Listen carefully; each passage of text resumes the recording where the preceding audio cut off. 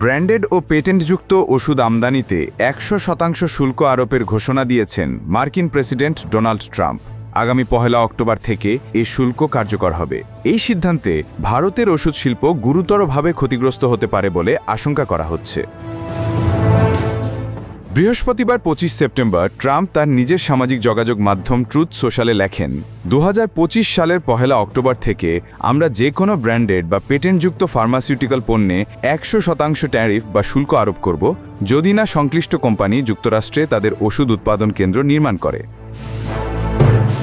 তিনি আরও জানান, নির্মাণাধীন বলতে বোঝানো হবে জমি খনন শুরু হয়েছে বা নির্মাণ কাজ চলমান রয়েছে।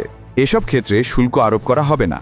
প্রেসিডেন্ট দাবি করেন, এই শুল্ক আদায় সরকারের বাজেট ঘাটতি কমাতে এবং ঘরোয়া শিল্পকে উৎসাহিত করতে সহায়ক হবে। নতুন ঘোষিত শুল্ক কাঠামোয় ট্রাম্প আরও জানান, রান্নাঘরের ক্যাবিনেট ও বাথরুম ভ্যানিটিতে 50% শুল্ক, আসবাবপত্রে 30% শুল্ক এবং ভারী ট্রাকে 25% শুল্ক আরোপ করা হবে। যদিও ট্রাম্প এই শুল্কের জন্য কোনো আইনি ব্যাখ্যা দেননি, তিনি দাবি করেন এটি জাতীয় নিরাপত্তা ও অন্যান্য কারণে জরুরি।